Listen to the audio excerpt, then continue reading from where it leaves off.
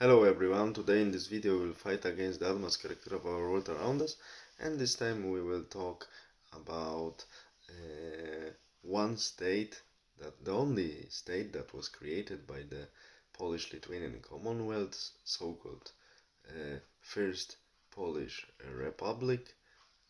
I mean, it was of course the Polish state existed since the Union of Lublin, formally 1569, till the last partition 1795, and in the 60s of the 15th century, because the unions between Poland and Lithuania we had several, so they started this close collaboration between Poland and Lithuania started practically at the turn of the 14th and 15th century.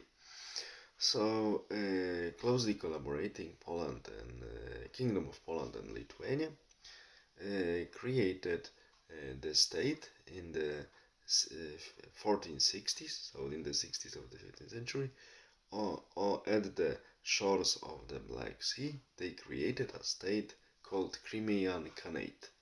Crimean Khanate later, since 1478, became fifth dependent state, largely dependent state of the Ottoman Empire, and also southern neighbor of Polish-Lithuanian Commonwealth and Russia, and very often problematic neighbor because the rights and plundering of the bordering regions, mainly by the Tatar horde, was a norm, and sometimes the punishment expeditions from Poland and Russia also were taking place. And Crimean Khanate, when Poland, Russia, and Cossacks were fighting once against Poland, once against Russia, Tatars were always having their strategy of supporting the weaker ones at the moment, because they wanted to keep the equilibrium between their neighbors on the north from them, not to have one neighbor which is too strong, not to lose their possibility of plundering the bordering regions and their independence. So they were always changing the alliances depending on the situation of one or the second of their powerful northern neighbors.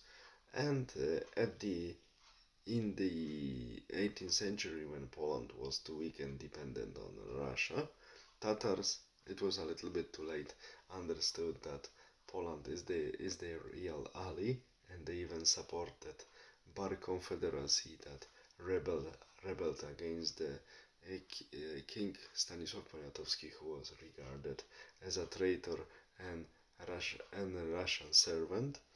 But as I said, it was a little bit too late.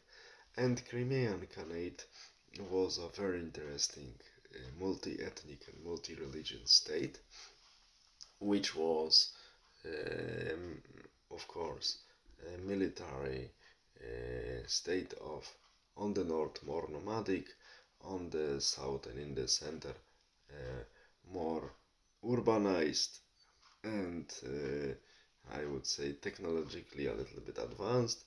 There was some craftsmanship and also other activities, but the main source of income for Crimean Khanate was the trade with the slaves into the Muslim markets, mainly into the Ottoman Empire, a little bit less into Safavid Persia. The problem for Crimean Khans, many of them, was that they wanted to be not so much dependent from the Ottoman Empire, because it was a really costly dependence. They had to participate in many military expeditions of the Ottomans, and not always these expeditions were in the interest of the Crimean Khanate itself. This is a very interesting state and very interesting nation. In Polish and there is a book of Leszek Podhoretecki about Crimean Khanate. In English, there is quite a good book that many people used to write about Crimean Khanate, basic work in English, at least in English, Crimea Tatars by Alan Fisher, and this books tell us the story of this incredible state and its close relation with especially Polish-Lithuanian Commonwealth and Russia, not always military and painful relations, not always conflict. And what's important, there are very interesting similarities between Polish-Lithuanian Commonwealth and Crimean Khanate in terms of the problems with the government. Since the very beginning, there were powerful families of nobility, we can call them magnates, really powerful nobility that limited the power of Khan and central government, and they were always causing problems and instability in the state, very often changing the Khan who was occupying the throne or summoning mm, armies from the outside to introduce their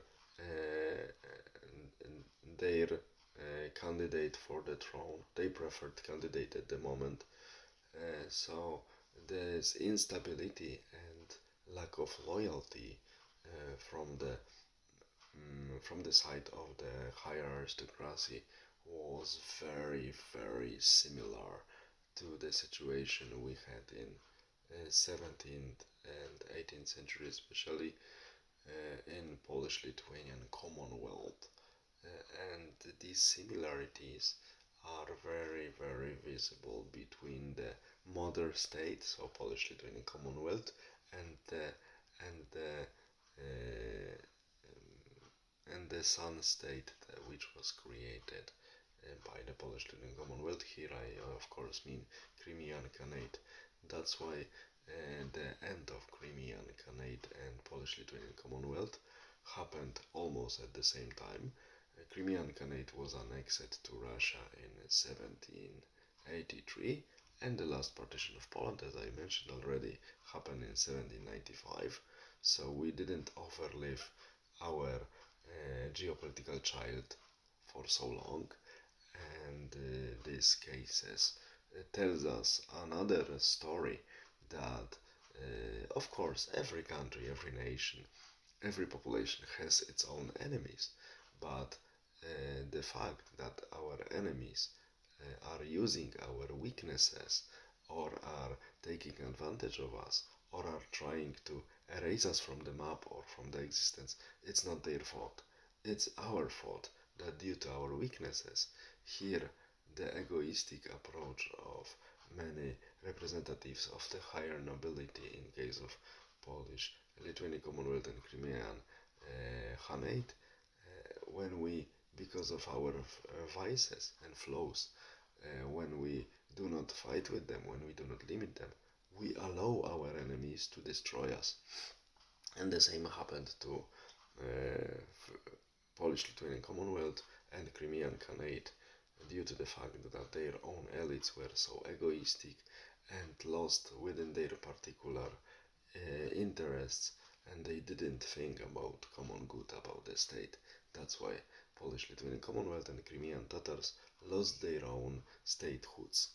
And the same I can say with respect to modern nations, not only in Europe but also in the Far East, that succumbed to, like in the especially Western Europe, succumbed to welfare state and consumerism, and in the case of Far Eastern nations, many of them mainly to consumerism. That's why they are dying out. They are not dying out because someone is erasing them, as many people, even normal people who succumb to this thinking, say that someone is erasing us, someone is destroying us. No, we are allowing our vices and our weaknesses to take over, and of course, other people are using this for their own benefits. But the main fault, because of the main fault, is on our side. We, due to succumbing to our vices and weaknesses, allow this bad thing to happen exactly in the same way as it happened for Polish-Lithuanian Commonwealth and Crimean Khanate at the end of the 18th century, that due to the bad behavior and bad internal and external politics of their own elite, lost their independencies. All the best, have a nice day, bye.